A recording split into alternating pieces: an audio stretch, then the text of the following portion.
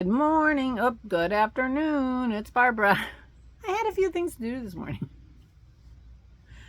It's just barely afternoon. I hope all is well with you. Thank you for joining me for coffee. It was 85 when I came out. It's probably 88 now. It's going up to 90 something. It's really hot around the world. Oh my gosh. Oh my gosh. So I'm not going to complain about the heat, especially since I can be inside.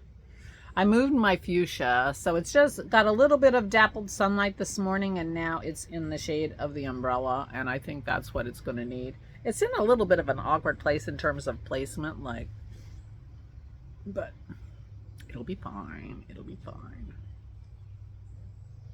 I did do all my watering yesterday. I am assuming that I won't be watering today, and I'll water again tomorrow. I think every other day in this heat wave will be sufficient, but I will keep an eye on this. New Guinea impatiens is the one that is my canary in the coal mine. When it starts to droop, I'm like, all right. So I can see that out the kitchen window. But I think I should be okay till tomorrow because I gave them a good watering. Anyway, so I did do that. And I made dinner. Dennis was going to make moqueca last night, but he ended up being so busy running around and frazzly. I'm like, sweetie, I'll make bacon and eggs for dinner. He's like, oh, okay, that'll be good. The fish will be fine tomorrow. So he's making moqueca today. And that works out because Aura's grandson, Jason, Gary's son, Jason, Gary is Dennis's brother. Aura is Dennis's mother. Hello, Catherine. We have new people here. Catherine asks, so who is Aura? Aura is my mother-in-law. She lives with us, has been for about a year and a half, a little more than that. And her grandson, Jason. I have a son, Jason, also. We have a lot of duplicate names in this podcast or this vlog. And his girlfriend, Shelly. I have sister-in-law, Shelly, but we don't talk about her very much. So Jason and Shelly are coming today, and they're going to come and have moqueca with us today. They're coming for dinner, and visiting Jason's grandmother, and it'll be a very nice visit. So that works out. So he's going to make the moqueca today, and I made bacon and eggs and popovers, which in the UK are Yorkshire puddings, for dinner last night, and it worked out great. So we're having moqueca for dinner and salad, and I'll make popovers again. It's really the only dinner bread we have because we do keto here. And the recipe I have is made with arrowroot, a little bit of arrowroot, and it's delicious. It's a big hit even for the non-keto people. Big hit. My daughter-in-law, Allison, loves them. Loves them. So anyway, so today we're having company, which means I'm going to do a little puttering around. Sweep, swish the toilet, make it presentable. I don't have to, I've just got arrangements. My Aura, the wonderful Aura, pays for a cleaning service once a month here, and so the cleaning service is coming next week on Tuesday, which works out great because we're having company on Friday, and so the house will be nice and clean. So that's going to work out great. But it's been a while since we had the cleaner, so I will swish and sweep, and it'll take me 20 minutes, half an hour. Oh, and apparently Kim is coming. She just texted me.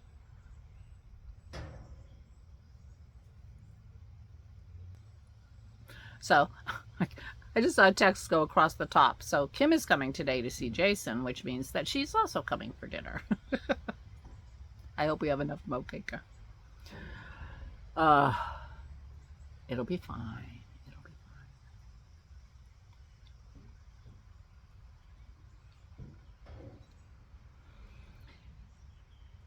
So anyway, so she wants to see her nephew. And it's fine. Not surprising, although, this family isn't very good about, advance notice. But that's okay. We're retired. It all works out. So anyway, that's my day for today, is just to get ready for, people coming over. It'll be fine. And I've already done some stuff to get ready for that. So, and it's going to be too hot to be on the deck, so we'll be in the house. It's supposed to go up to 90 something. And so, yeah. So my brother's going to go see my mother and father today. My brother John lives in State College, so he drops by, and I sent him a pic that I took a picture of my mother with her twiddle muff on her lap. I sent him that picture. I said, I made that twiddle muff for Mama. Can you make sure she still has it? Because they have kleptomaniacs in their place, so he's going to keep an eye out for it. I might start another twiddle muff. I did enjoy making it, and chances are if there's a couple twiddle muffs around that maybe she can keep hers. I don't know. I do have to go find the yarn I have in my mind for my dad's slippers, and I was in there today because I switched my clothes. I have a dresser with a couple of drawers with clothes in it, my off-season clothes in my craft room, and 90 degrees, middle of June. I got my summer shirts out and I put my winter shirts in. So while Aura was in the shower, I have to be around, just in case she needs me. And so I started switching my clothes. So I have everything. I have my summer sweaters out, and I just have to put away my winter sweaters now. So I have to do it today because they're all over the bed. But I did that this morning, helped Aura with her shower, did a couple things, so which is why it's afternoon now. And I did one take of this already, and which is why it's further afternoon than it was on my first take. I don't know where I was going with that. Oh. So I was up there in that room today, but I didn't look for the yarn.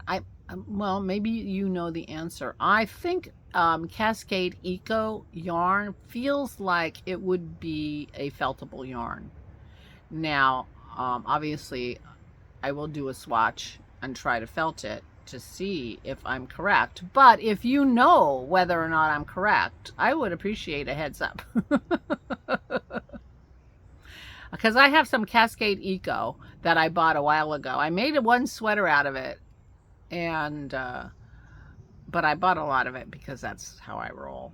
And so if you know whether or not that felts, let me know. So anyway,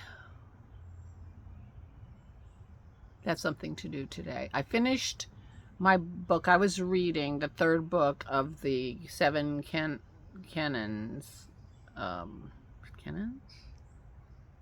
by Kevin Hurd, and I only had a little bit left. And then I also read The Rivers of London yesterday.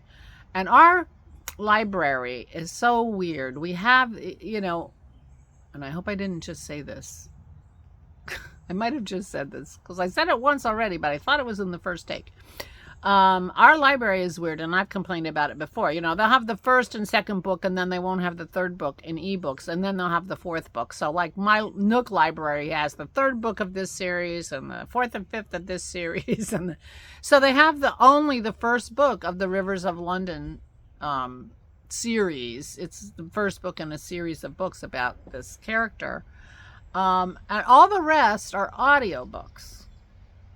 Now, I don't like earbuds. I don't want to have Bluetooth and transmissions so close to my brain. I know. I'm a Luddite. I know it. I know. So I need a dongle on my phone, and it's feels like a whole big deal to listen quietly to a book, because I could sit and listen to the book and knit.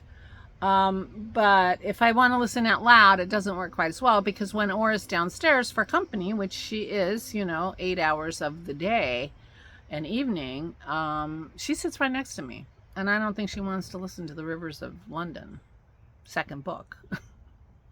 But she goes up between 7 and 8 at night, so I could do it in the evenings. after she goes up. And I might do that because I took the second book out, even though it's audio. So I have it available if I wanted to listen to it. I'm a fast reader because I'm a skimmer. You can't skim when you're listening to a book. I mean, I suppose you can. Maybe they have the option of 15 seconds.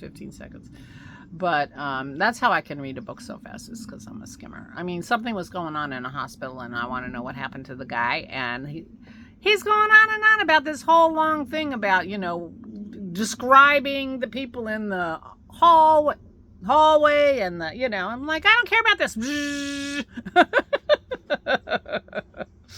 That's how I read a book fast.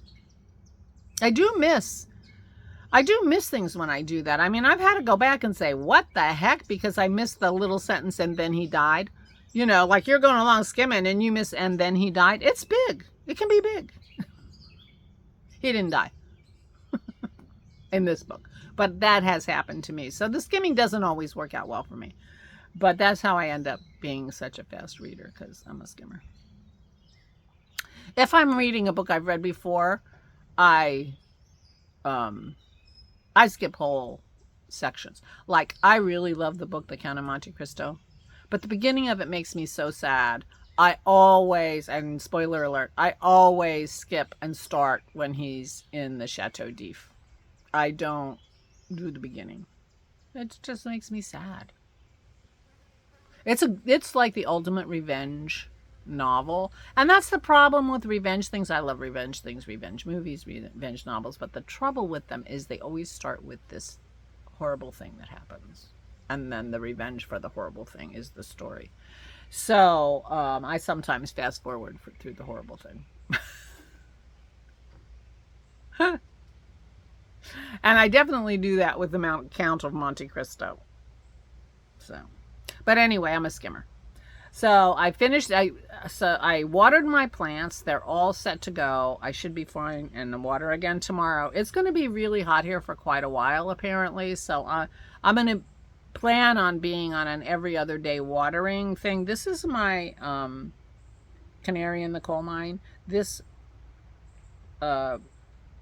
New Guinea impatient, when it's the first thing that starts to droop and so if it starts drooping, then I know I got to water. So I'm going to keep an eye on it today in case it starts drooping today. I mean, I gave it a lot of water yesterday, so we'll see. But if it droops, then I'm going to water everything, Everything I have now has holes in the bottom, and, so I don't think anything will be overwatered and respond poorly to too much water. When it's 90 degrees, I think it'll be fine. But that's what I did yesterday. I watered and I read, and I made dinner. Yeah. So I might just listen to that book after Aura goes up and knit, and if I get my act together, I'll knit a swatch of this Cascade Eco, unless somebody posts and says no, it's not gonna felt. It should felt, because I don't think it's superwash. It certainly doesn't feel like superwash. And then I'll do a load of laundry so I can beat it up and wash it and dry it with pants and stuff, and see how it felt. I might do two swatches, do one strand, and then do another swatch holding two strands, because I do want a pretty thick felt. So I'll think about how to do that and see what works for me. But I'm sure I have Cascade Eco up there. And I made a sweater out of that, and I am quite confident that sweater will felt. Now that I say it, it's a sweater that I don't wear very often.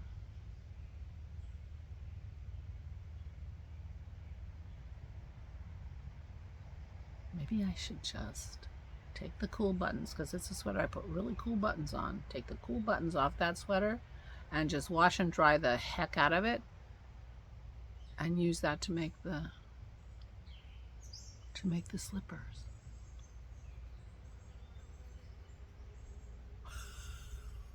I might just do that. Oh, I'm so glad I redid this, because I didn't think of that the first time. I might just do that because it's a sweater I do not wear very often. It's my Washington Square sweater. It's a cardigan. It has really cool buttons on it, but the sleeves are too big. It's kind of an awkward fit. But if that turned in, I think I'm gonna do that. I'm gonna rescue those buttons. I might do that.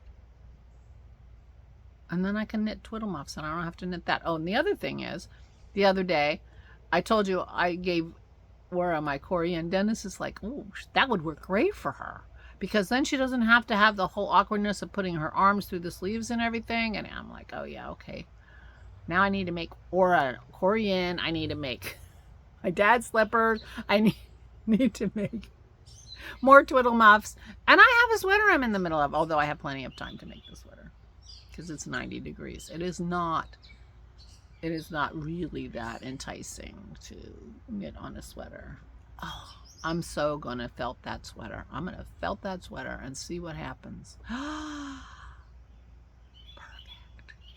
I have another sweater that I made, the Lunum.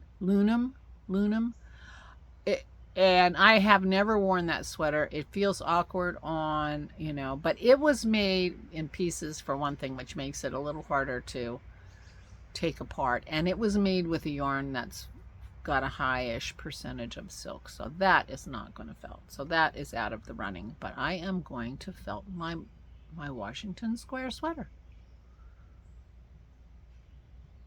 Perfect. Oh, I'm so excited. I gotta go wash that sweater. That's gonna work. That's gonna work. And I can picture, because the sleeves, I can picture like when I wash it, like the sleeves like felting together like flat. In fact, I might get some safety pins. I might lay the sleeves out and safety pin them together so that it stays closed and flat while I wash it. So maybe that'll be the sole and a double layer of felt. Because the sleeves are huge. They'll be big enough for the soles of those slippers. I'm so excited. Thank you, everybody. Anyway, so yeah. And then we'll find out. Well, if Cascade Eco doesn't felt, let me know quick, because that's what this is made out of. Anyway, I gotta go. I'm all sweaty. Please take good care of yourselves. Please, thank you for the help. Please stay safe and stay sane.